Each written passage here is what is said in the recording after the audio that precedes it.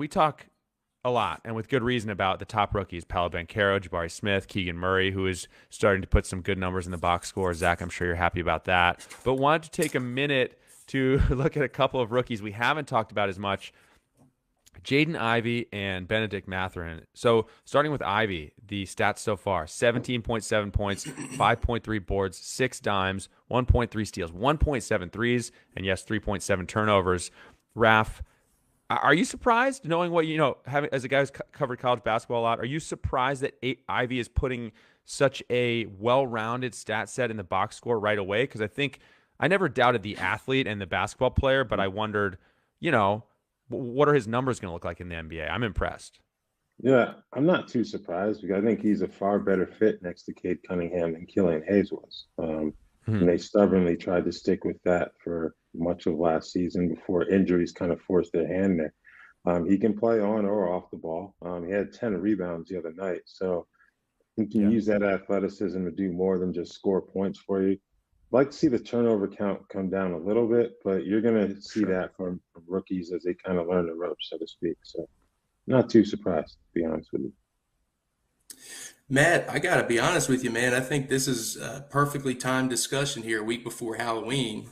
I was going to go as Eddie from Stranger Things next week, but I'm shifting over to, I'm just going to print out ninth round fantasy values so far and go as a pair of cannibals in Cade Cunningham and Jaden Ivey because they're ranked 100th and 106 respectively. They've been cannibalizing each other's production. The numbers are almost identical. And if you spent that third round pick on Cade Cunningham, you've got to be kicking yourself in the hiney right now, man. Yeah, right. Because, yeah, it's a great point. I mean, and because with Ivy, we're thrilled with it, right? The turnovers aside, we're thrilled with it. This is a guy who I think his ADP fell well outside the top 100 in Yahoo. I mean, he was just going after the other rookies. You've got to love these numbers if you drafted him. But meanwhile, if you drafted Cade Cunningham, you were, hoping for a much bigger leap. So I don't think we're panicking yet. Are you panicked yet, Zach, as someone who spent an early pick on Cunningham? Or are you just going to give this a few weeks to sort itself out and see where you're at? I'm not panicked. I mean, I took him in that one league just to mix things up a little bit. But, before the season started, I thought he was going to be outside the top 40. So I think he'll come closer to mid-round value. I don't think he'll be in the top, I don't think he'll be right around pick 100, but I don't think he's going to return what you spent on him necessarily. The competitiveness and the depth of that league, I think, forces some of us to mix things up. That draft is one where you load up your queue with 15 guys and somehow 30 guys that you wanted go out, before your next pick. It's just, that was a crushing draft anyways. It was. Bennedict Mathurin, another rookie I want to talk about. This guy is averaging 24 points per game, 6.3 rebounds, a couple of dimes, 0.7 steals, 3.7 threes. Now, I know personally I was concerned, and I think others were, about his lack of defensive stats and how that was going to carry over. But if he is going to score at this kind of high volume, I mean, that is going to help offset it. He's shooting 52% from the floor early on. And I mean, as a scorer, I just think he has it all in terms of getting to the basket.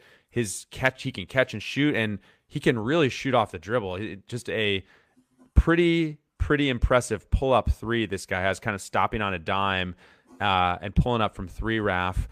What are your thoughts on Mathurin, the fantasy prospect in Indiana so far? I mean, 24 points per game is above and beyond what we could expect, right? Yeah, for sure. The defensive stats, I thought we'd get more of that just because of how athletic he is. He only has 2 steals through 3 games right now.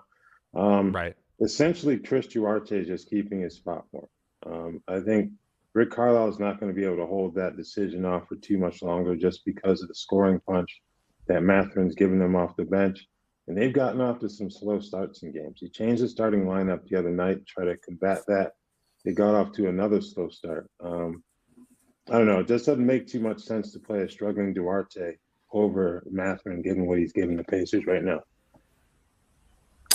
Yeah, I mean, plain and simple, man, this man has been cooking.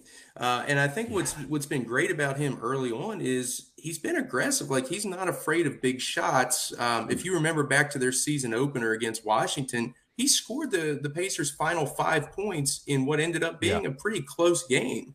And he's a big reason why Indy leads the association in points off the bench. The Pacers, far and away, have the most bench points this season because of guys like him, Goga Bitadze, and things like that. So Mathurin, if you got him early, or excuse me, I guess I should say late. If you drafted him late in your draft as an upside pick, he's giving you top 75 value right now. Will that fall off a little bit? Maybe. But it looks like he's going to be probably a staple in the top 100 for the rest of the season. I can't see him falling off. Yeah, and I mean, as Raph said, the role is already significant, but the role could also potentially expand from here, so quite a bit to like there.